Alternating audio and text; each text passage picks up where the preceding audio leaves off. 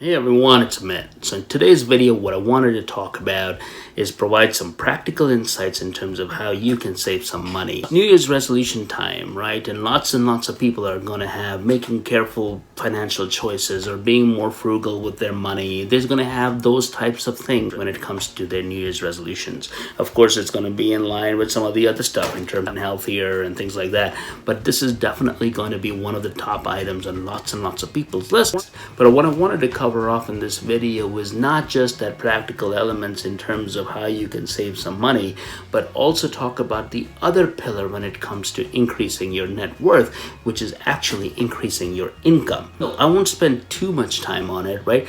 But between income and expenses and having good plan around both of those elements will essentially help you with generating or increasing your net worth. So let's just cover off on this income piece real quick. One of the things that you hear about when it comes to controlling your expenses is, oh, I'm going to cut down the number of lattes I drink and things like that. Well, the fact of the matter really is, spending $3, $4, $5 on a latte or saving that, right, is not going to make you a multimillionaire over time. What's going to help you become a multimillionaire over time is actually increasing your income. Dave Ramsey is this big financial advisor, right? One of the things that he's always said is the greatest wealth building asset that you have is your income. So in terms of how is it that you can actually go about increasing your income, well, I have a few steps that you can potentially take, right?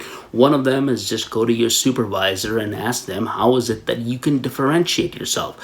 Obviously, the underlying notion here is you're going to ask for a raise, but you want to start off with figuring out ways that you can differentiate yourselves that is actually going to be meaningful to your supervisor. Once they have that kind of like documented, right, you can provide periodic updates, say at least on a monthly basis in terms of how you're doing in terms of achieving those differentiation strategies. The next thing I'd say just in terms of increasing your income is like try to take on more, right? Be a very active contributor, be a leader in whatever it is, whatever field it is that you are doing.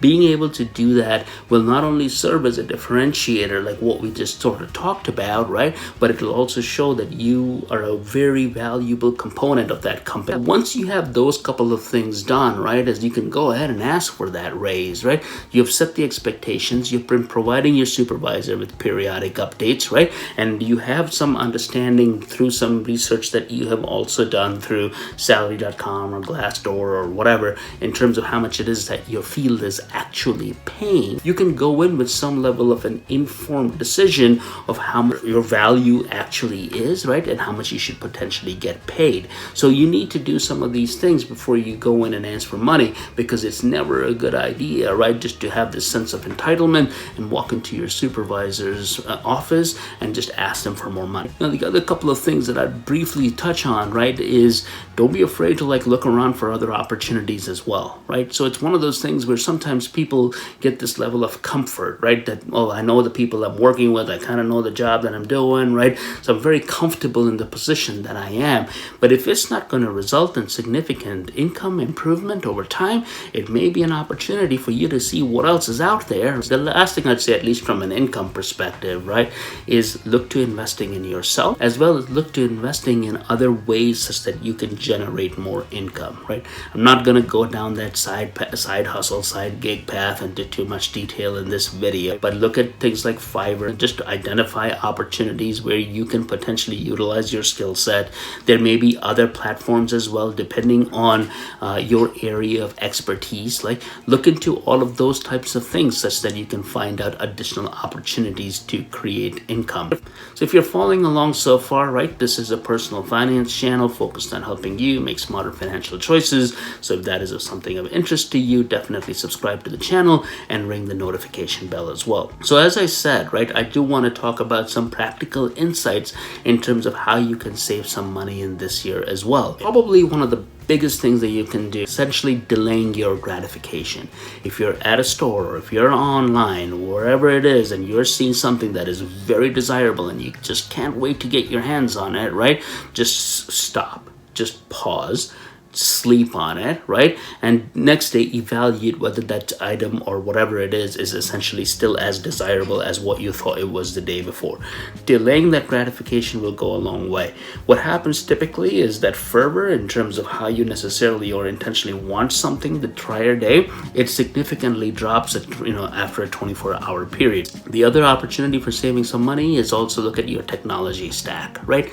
So people are always looking for the latest devices, the latest phones, the latest TVs, the latest gaming consoles, whatever it might be. They're just looking for all of those things, and then they go out and they buy it. And then guess what? Next year you get a better solution, right? And then the following year it's like a better solution. It's like every year technology is going to continue to ramp. It doesn't mean that you can necessarily or you should just constantly be chasing all of these items. What you can do is just be satisfied with what you have, which is probably pretty good, because in most of these technology spaces there isn't a significant improvement between the tech you had last year relative to the tech you had this year in most instances, right? The next thing in terms of saving your money, right, and this is going to be a direct hit, right, but because I love the stock, but is stop going to Target.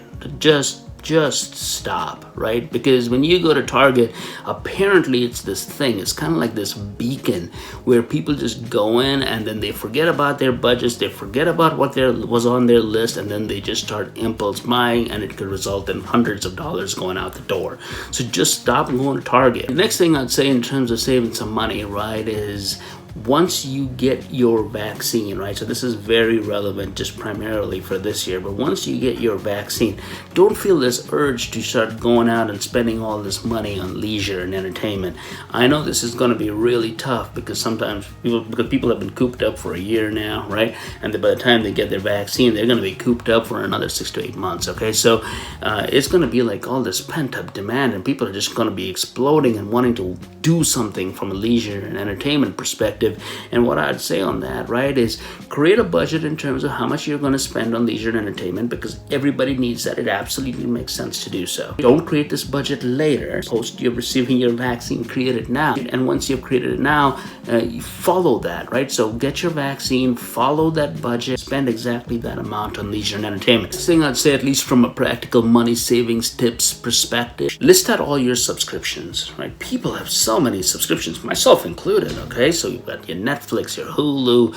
Now people are running off and getting HBO Max just so they can watch Wonder Woman, Disney Plus, and then there's all these other subscriptions that they have. They may have the Wall Street Journal, they may have this magazine, that magazine, whatever it is from an online perspective, but they have this litany of items as it relates to subscription service. I'd say is, you just need to be very brutally honest with yourself in terms of how much of these things are you actually using.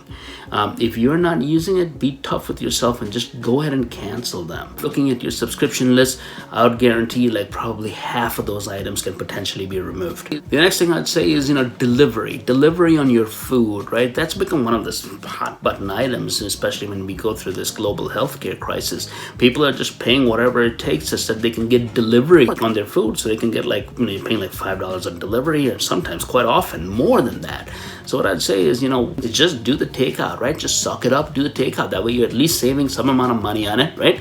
And potentially that money can be utilized towards the taxes in the food that you're buying. It's probably prudent and beneficial to also reduce the amount that you're essentially eating outside and make more food at home. Americans have this tendency of eating out 3-4 times a week. But if you can reduce that to 1 or 2 times a month, that is going to significantly improve your bottom line. The next thing I'd say is, as it relates to the grocery store, okay, it's a couple of things. One, don't go to the grocery store hungry, because if you do that, you're going to do some impulse buying. Everybody knows that, right? And the second thing I'd say as it relates to the grocery store is the USDA has basically developed this chart, which basically creates like how much approximately you should spend on a individual. What I'd say is, I'll include a link to this particular USDA site below, but it's important to just kind of follow that as basically a guideline in terms of how much you can spend as it relates to your food. It breaks it up on a weekly basis, on a monthly basis, and so on and so forth. And the last thing I'd say, right, because I know I mentioned lattes in the beginning, but this is really for all drinks, right? So whether it's booze, whether it's lattes, whether it's bottled water or soda or whatever, if you can cut that down, that is going to be a significant improvement to your bottom line as well. These are some of the recommendations I have, both from an income perspective as well as from an expenses perspective. If if you have other insights in terms of how people can go about saving some money, include those into the comments below. And of course, if you like the contents of this video, subscribe to the channel as well as hit the like button. I will see you soon.